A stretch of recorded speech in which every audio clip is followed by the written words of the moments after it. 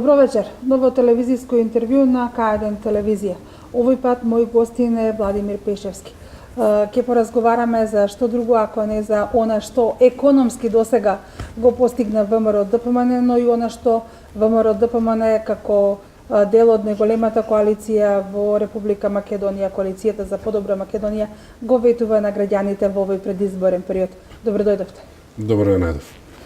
Господин Пешевски, многу пати досега сме говорили дека во изминатите 10 години постигнати се одлични економски резултати во Република Македонија.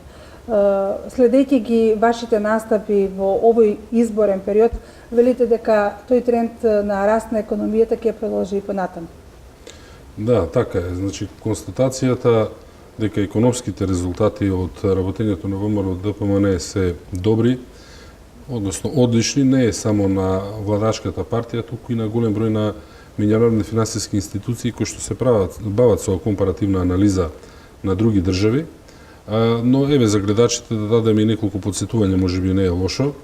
Значи, ако се направи анализа на растот на македонската економија во изминатите 10 години, тоа е некаде околу 3% годишно за секоја година кога би се упросечило. Некоја година бил повисок, некоја година бил понисок, но просекот од 3%, што ја прави Македонија на ниво на Европа држава со петти највисок просечен раст.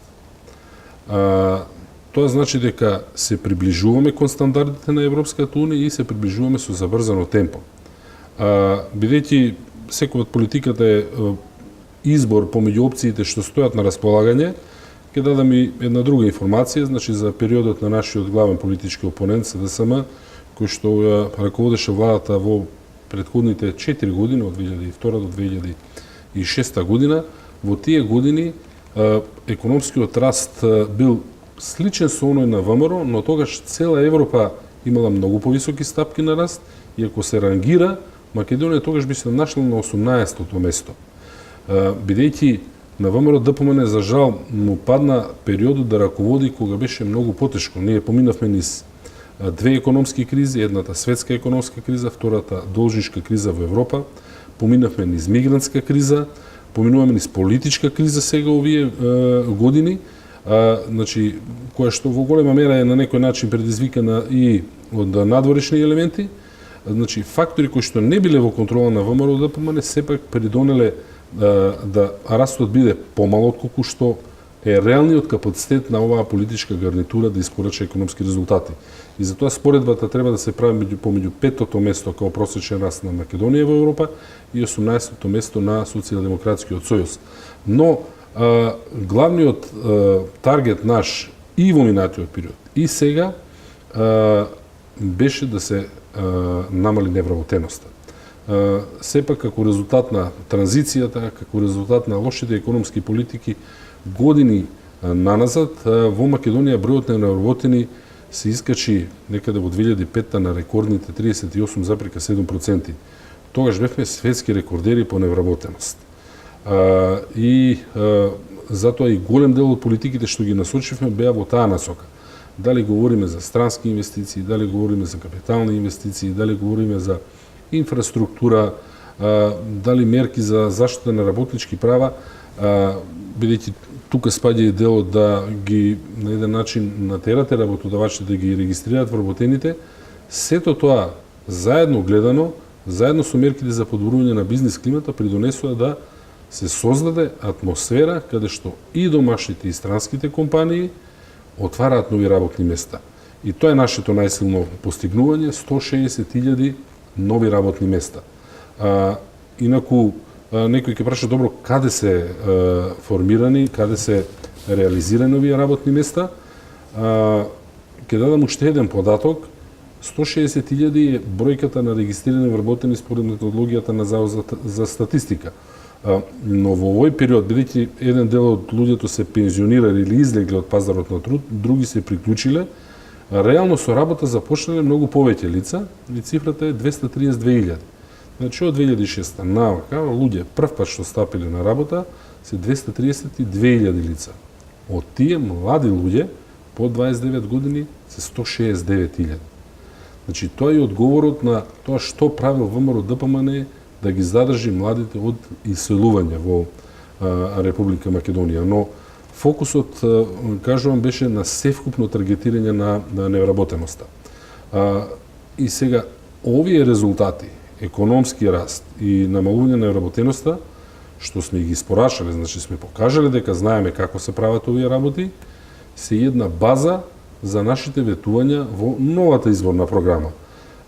Затоа што не е доволно нешто да се стави на хартија. На хартијата трпи се, може да напишете што сакате, туку дали сте демонстрирале капацитет да испорачате такви резултати. ВМРО ДПМН покажал дека има таков капацитет, со луѓе, со знаење, со енергија, и затоа се и новите ветувања во новата програма, каде што велиме во наредниот 4 годишен период ќе имаме уште поголеми стапки на економски раст, бидејќи претпоставуваме дека нема да има веќе нова криза во Европа, нешто што ќе ги поремети овие стапки на раст, и затоа сме апсолутно со доверба дека за 4 години можеме да стигнеме до 4,5% раст. Од сегашните 3 постепено ќе се зголемува на 3,5, 4,5% економски раст во 2020 година.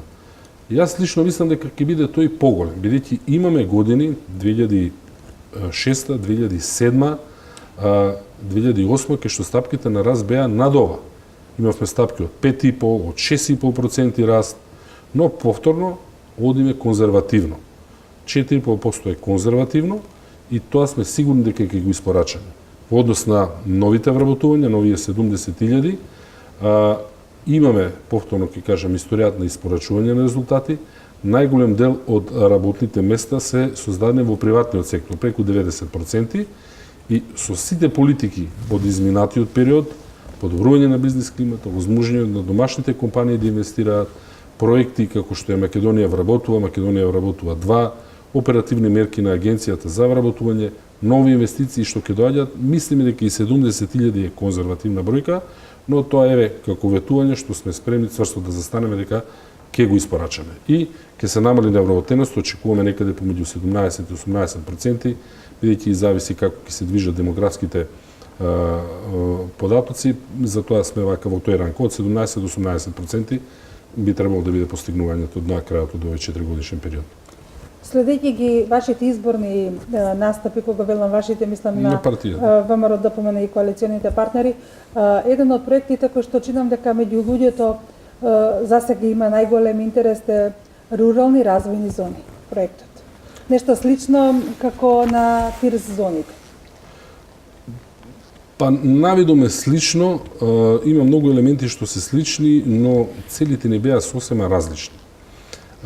Имено технолошко-индустријските развојни зони или слободните економски зони има за цел да го задвижат замаецот на индустријата и на трансферот на знаење во Република Македонија. Ние како држава заостанувавме во технолошкиот развој уште од времето на Југославија.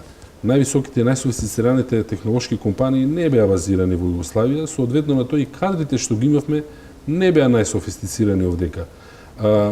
Погубната политика на приватизација, на транзиција, на уништување или незнаење како да се продолжи со тие компании да се работи, придонесе не да одиме напред, туку дополнително да назадуваме. И ние наследивме состојба каде што економијата полека тонеше и конкурентноста на македонските компании беше намалена.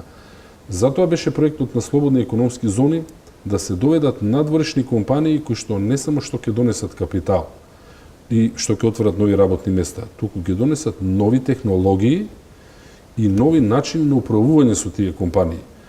Нашите луѓе постепено кои што работат таму, долгорочниот план е да ги превземаат менаџерските позиции, да стекнуваат нови знаења, оние што ќе си одат од тие компании, бидејќи природен процес има секој пат некој да напушти работата, да отворат нови македонски компании овој пат 100% и да почнат да соработуваат со овие компании користејќи ги знаењата што ги стекнале таму. Затоа инсистиравме во слободните економски зони да доаѓаат етаблирани светски компании кои што ќе донесат нова технологија. Значи, работните места ни беа важни, се разбира, но ни беше важен и овој податок. Ние многу компании одбивме во тој период, бидејќи не беа доволно етаблирани или беа компании кои што ќе конкурира на некои македонски компании. биравме етаблирани светски компании кои работат со висока технологија и кои што се 100% извозно насочени, да не му конкурираат на македонскиот пазар, туку само од овдека да црпат работната сила, да прават трансфер на знаење и еден дел од додадената вредност да се создава овдека. Кај проектот Рурални развојни зони навидум е сличен по бенефициите што ги даваме, но целите се малку поинакви. Еден од главните проблеми на Македонија е што руралните подрачја се недоволно привлечни за живот и за младите, па и за луѓето од средната генерација, генерално за сите луѓе. При што главниот проблем е немањето на опции за квалитетен живот, немањето можност да се вработат и да обезбедат екзистенција. Затоа имаме голема миграција на луѓето од руралните подрачја во поголемите урбани подрачја, во градовите, еден дел завршуваат во Скопје, како главен урбан центар на државата, но еден дел и си одат од Македонија, бидејќи едноставно не може да најдат работа на местото каде што живеат. И затоа одлучивме да креираме проект кој што во руралните места, тоа се над 1600 места што сме ги идентификувале во Македонија, ќе се понудат на инвеститорите услови кои што се подобри дури од слободните економски зони. Нас некој пат не критикуваа дека сме давале големи бенефиции на компаниите во слободните економски зони. Секој има право на мислење, но ако се направи споредбено со тоа колку компании се донесени кај нас, а колку отишле во соседството, тоа не е така. Ние сме се обидувале да се бориме со нашите соседи кои се обидувале да ги привлечат истите компании. Но овдека ќе има уште поголеми бенефиции од компаниите во зоните, бидејќи сакаме овие мали рурални места, во, ајде да речеме, третата изборна единица и во градовите што се и во Велес, каде што се наоѓа вашата телевизија, но и во сите останати, значи Штип, Крива Паванка, Кратово, Македонска Каменица, Делчево, Пекчево, значи сите имаат мали населени места, одредени села да ги наречам, каде што се квалификуваат за овој проект.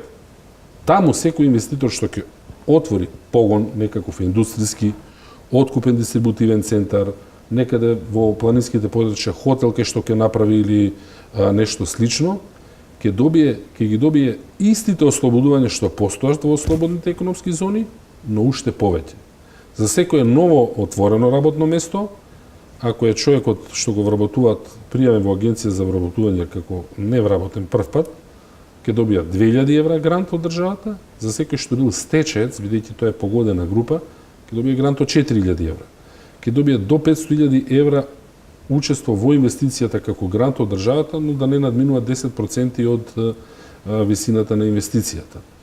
Ќе биде ослободен за 50% од давачките за социјални придонеси. Ова, например, не постои во зоните. Ќе му биде дадена можност да го откупи државното земјиште неизградено за 1 евро по метар квадратен. Ова не постои во зоните. Изградбата, како што кажав, на мала инфраструктура, ако треба пат или нешто слично, ќе биде направено од државата. Исто нешто што не постои во зоните. Значи, бесплатен приклучок за електрична енергија исто не постои во зоните. Низа на други бенефиции може да се погледне во програмата, го прават овој проект најатрактивен од се што сме виделе во други држави. Значи, го мислевме да биде проект кој што за овие рурални места ќе даде таква привлечност што ќе натера некој од компаниите кои што планирале некаков погон, наместо да го прават во урбана средина, да го направат во овие места. Со тоа луѓето од тие места ќе може да најдат работа, да ги задржиме таму, заедно со низа на други проекти и севкупно економскиот развој да оди со малку позабрзано темпо. Воглавно е насочен кон домашни инвеститори. Тоа морам да го кажам, бидејќи сепак тие ги знаат подобро приликите во Македонија и ние и покрај сите мислења дека ги форсираме странските инвеститори, нашето убедување е поинако. Бизнис климата, сето она што е правено, главен бенефит имале домашните инвеститори. Во изминатите 10 години, да го илустрирам со еден податок, во Македонија, ако го гледате бруто домашниот производ, компонентата на инвестиции е околу 20 милиарди евра. Или просто речено, над 20 милиарди евра се инвестирани во Македонија во изминатите 10 години. Од нив, странските инвеститори инвестирале околу 2,9 милиарди, владата со капитални инвестиции некаде 2,8, останатите 14 милиарди и нешто, скоро 15, доаѓаат од македонскиот приватен сектор. Тие се тие што се носители на развојот, тие се тие што ја намалиле невработеноста. Од овие 160.000 нови работни места, помалку од 20.000 се од странските компании, останатите се од македонските компании. И на нив се кладиме и со овој проект и затоа одлучивме да им дадеме навистина бенефиции какви што нема на ниту едно друго место и во Македонија, но не сме слушнали нити во регионот, нити на друго место дека постои ваков проект. Господине Пешевски, за економијата да расте потребна инфраструктура, добра, солидна, значи. Кога станува збор за инфраструктурата во Република Македонија во последниве неколку години многу се вложува. Во моментот се градат 3 автопатски делници. Првата експресна делница или првиот експресен пат веќе е во завршна фаза во Велеска-Трипаков. Планот на ВМРО ДПМН и понатаму е да се инвестира во инфраструктурата. Точно. Кога се анализира конкурентноста на една држава, прашањето на инфраструктура е многу важно. Имено, Светскиот економски форум е една организација која што прави едно рангирање на сите држави по однос на конкурентноста и ги дели државите во зависност од нивото на развој во 3 групи. Ајде да речем неразвиени, земји во развој и развиени држави. Ние спаѓаме во втората група. И кај нив, значи покажано е и статистички, и со модели, со квантитативна и квалитативна анализа, дека прашањето на инфраструктура е едно од клучните за да премине во држави што се развиени. И од тие причини голем фокус ставивме на инфраструктурата. Вие спомнавте 3 автопатишта, значи во овој момент тие 3 автопатишта, како и оние секции што се работат за ниво на реконструкција, отприлика се содржина од 250 километри, сите заедно собрани. Значи, една инвестициона активност само за автопатски делници како што не постоела никогаш во историјата на државата. Не беше едноставно нити еден од овие 3 автопатски делници што се градат да се обезбеди финансирање, да се подготват проектите и да се почне со реализација. Сите 3 се во прилично напредна фаза, Демиркапија Смоквица до година треба да биде готов. Очекувам слично да биде и со Миладиновци Штип, веројатно за година и пол до 2 ќе биде и Кичево Охрид. Значи дел од коридорот 8. Планираме за наредниот период тие да ги завршиме, но да направиме уште 3 автопатски делници. Едно е автопатски да се поврземе со Косово, значи Скопје Блаце. Второ е коридорот 8 уште една секција, онаа што остана од Гостивар до Кичево, таа да биде отпочнат како проект, нема да биде завршен во следните 4 години, но очекуваме да отпочнеме. И една делница што е како дел од коридорот 8, тоа е поврзување со автопат на Струга, значи тоа е секција Требеништа Струга. Се вика што ќе бидат нови автопатски делници и значителна реконструкција и рехабилитација на речиси се што е останато како не рехабилитирано воглавно по коридорот 10. Значи, граѓаните на Велес и на генерално од третата изборна единица гледаа дека се заврши реконструкцијата на делот од Скопје до Велес. Уште многу малку активности се останат од Велес кон Скопје. Се завршува една делница што е од Миладиновци до Куманово. Сега почнува од Миладиновци на кај Велес една секција што е останата, но и сите останати надоле, значи од Смоквица до Гевгелија, тоа ќе се гради. Има една делница, значи Демиркапија, која што е најлошата од Неготино до Демиркапија, веќе се отпочнати активностите. Значи, целиот коридор 10 ќе биде на ниво на нов автопат, така ќе биде направен и ги завршуваме останатите, значи останата делница во западниот дел на коридорот 8, условно речено Скопје до Охрид, бидејќи тоа е важен и за трговијата и за туризмот и генерално за жителите. Во делот на експресни патишта, ви го спомнавте Велеска Дрифаково, но ќе има и други експресни патишта, значи од Велес, односно од Градско до Прилеп ќе се гради експресен пат, ќе се гради од Штип до Кочани, ќе се гради од Штип до Радовиш, ќе се прави една делница во североисточниот дел од Ранковци до Крива Паланка. За поголемиот дел од овие веќе е финансирањето обезбедено, проектите се готови, во завршна фаза е изборот на изведувачи, а некаде веќе и тоа завршено и почнува да се гради. Значи, не говориме за некакви фиктивни проекти, него проекти кои што реално ќе се реализираат. Во напредна фаза се веќе се реализираат. Во програмата предвидува огромен број на локални патишта. Навистина треба да одиме многу во детали, но кој кој го интересира може да види во изминатиот 10 годишен период 410, мислам, локални патишта се направени.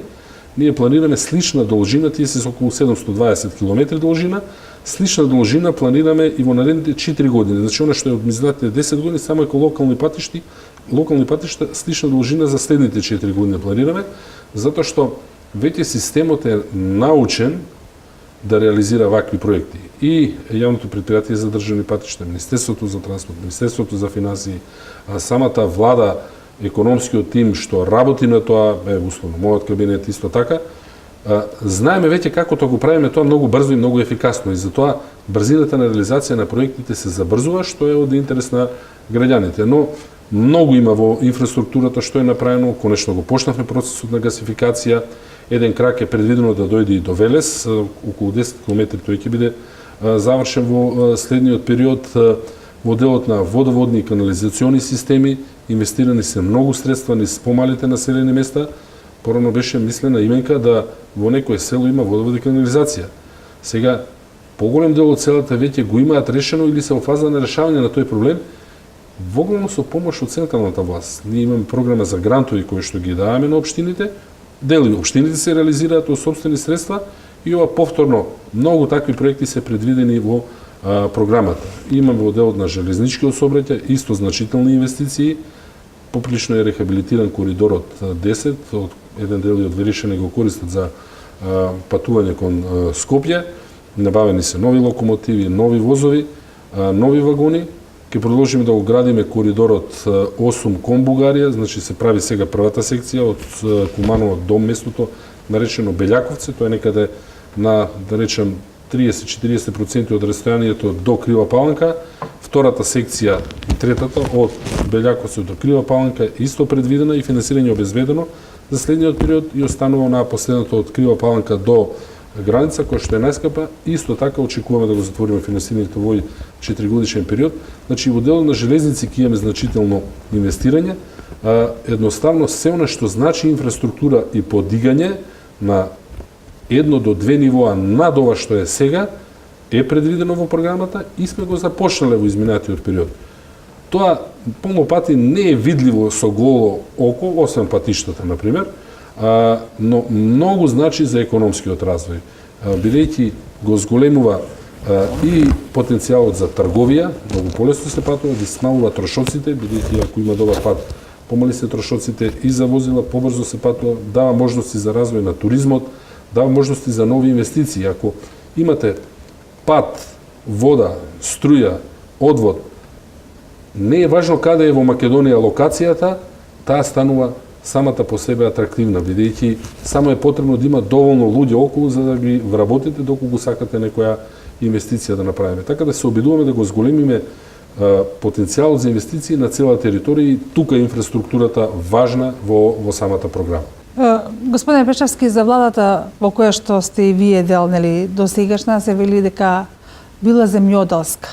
Но вие успеавте земјоделството и земјоделците да ги издигнете на едно ниво во овие неколку десетина години и да не се срамат да кажат дека се земјоделци, затоа што од земјоделството веќе може и пристојно и добро да се живее. Дали во наредните 4 години имате план за развој на земјоделството како гранка во која што многу граѓани на Република Македонија го најдоа и своето вработување? Апсолутно, бидејќи ние се уште немаме реализирано стратегијата што ја имавме за секторот земјоделие, имено со програмите на распределба на земјиште, со програмите за субвенции, прво се обидовме да го стабилизираме секторот, да ги направиме земјоделците луѓе кои што ќе се гордеат со својата професија, а за тоа е потребно да имаат пристојна заработувачка. Сега имаше една стратегија да на многу мал број на луѓе подели многу земја. тие направија само 400 договори претходни и поделија скоро 100.000 хектари земја. Ние направивме над 9.000 договори, но имавме на располагање само околу 60.000 хектари. Тие што беа на располагање ги дадовме на земјоделците. Го зголемивме нивото на субвенции, кажуваме дека тие ќе бидат на ниво на 150 милиони евра годишно во следниот период, во програмата е 600 милиони евра. СДСМ ветува 10 милиони повеќе, но тие немаат кредибилитет тоа да го тврдат, бидејќи во нивен период субвенциите не постоеа. Тоа беше едно смешно ниво, само мислам за тутунарството и за уште нешто имаше на многу ниско ниво. Значи, тие како компоненти ќе останат. Секогаш кога ќе најдеме слободно државно земјиште, ќе биде дадено на земјоделците, секогаш кога постои можност да се прилагодат субвенциите, ќе даваме дополнителни субвенции. Но мора да се задвижиме на следното ниво. Следното ниво е значителни инвестиции во системите за наводнување. Затоа го формиравме АД водостопанство, кое што ќе од едно централно место ќе се грижи да се зголеми бројот на површините што се наводнуваат. Приносите најмногу растат доколку обезбедите наводнување и затоа сме предвидели 140 милиони евра во програмата и АД водостопанство треба да стане едно од најсилните компании во Македонија.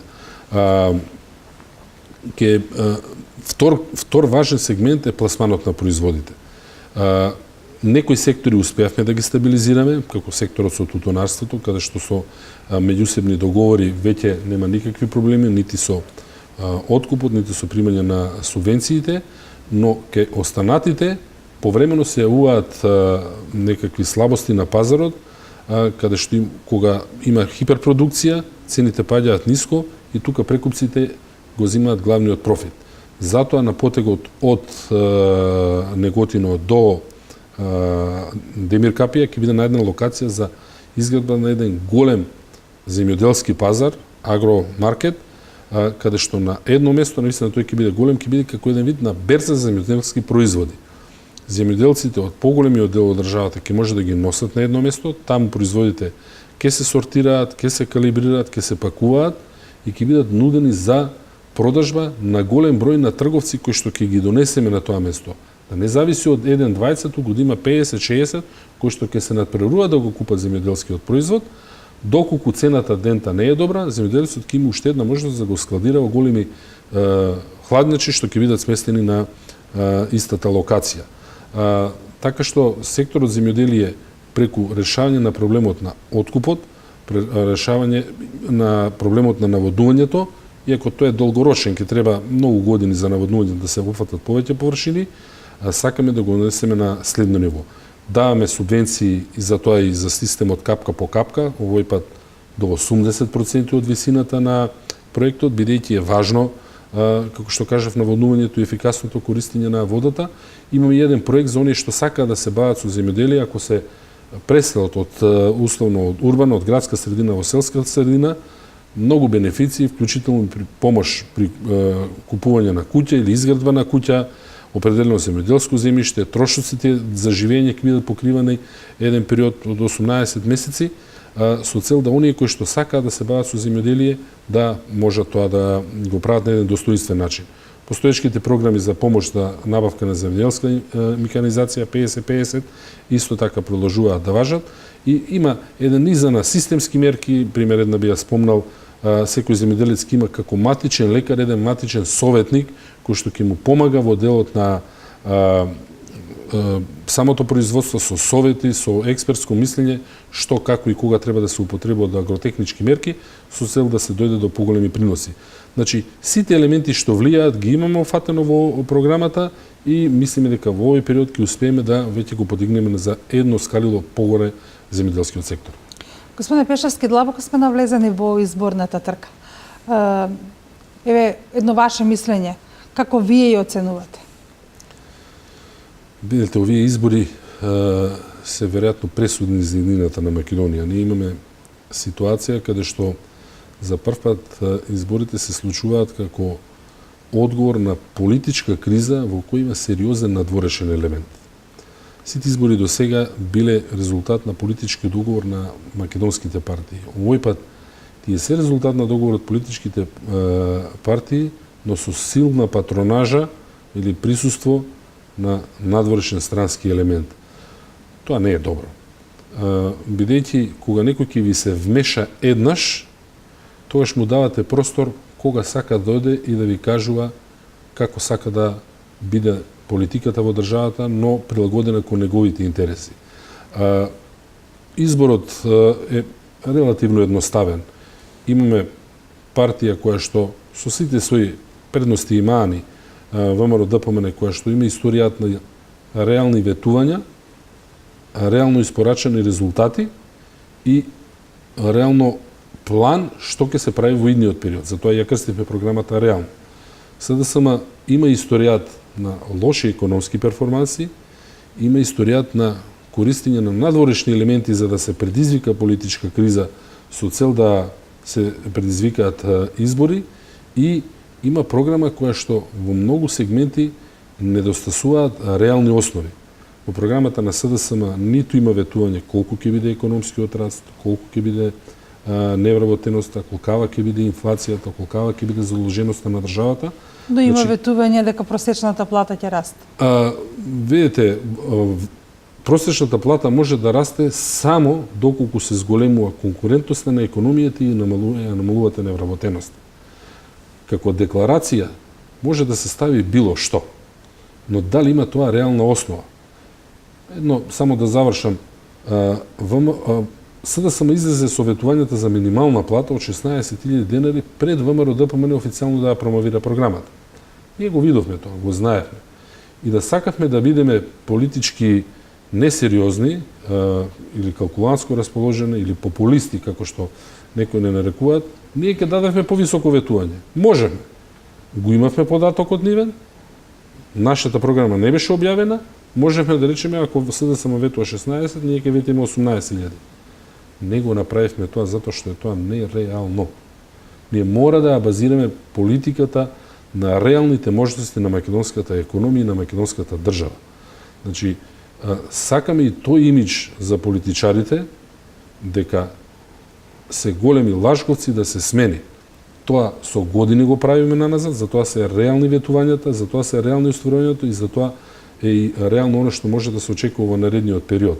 И затоа конкретно за минималната плата одлучиме да одиме што е нешто што е реално, 14.000 согласно нашите анализи она што реално може да се направи и затоа мислам дека граѓаните на крај треба да одлучат дали сакаат реални подобрувања во животот базирани на реални ветувања или сакаат нереални ветувања од некој што предизвикувал кризи со цел да веруваат дека можеби животот ќе им стане поважен. Изборот е сосема јасен, но многу е важно секој да го направи тој избор и на 11 декември да гласа, бидејќи сега се пресудни избори. Сега се определува која ќе биде насоката на Македонија не за наредните 4 години, туку веројатно за наредните 40-50. Дали ќе фатиме стабилно, како до сега, со бранење на националните интереси, или ќе ја прифатиме другата алтернатива што се нуди. Граѓаните ќе го кажат својот збор и ние како политичка партија ќе го почитуваме. Господине Пешевски, јас ви благодарам што и оваа вечер бевте заедно со нас. Се надевам дека бевме интересни за нашите гледачи, а ве очекуваме повторно да бидете гости кога ќе елаборираме за нови достигнувања во економијата. Благодарам уште еднаш за поканата и на вашите гледачи им посакувам пријатен ден и пријатна недела. Почитувани гледачи, јас ви благодарам што и овој пат бевте со програмата на регионалната К1 телевизија. Довидување.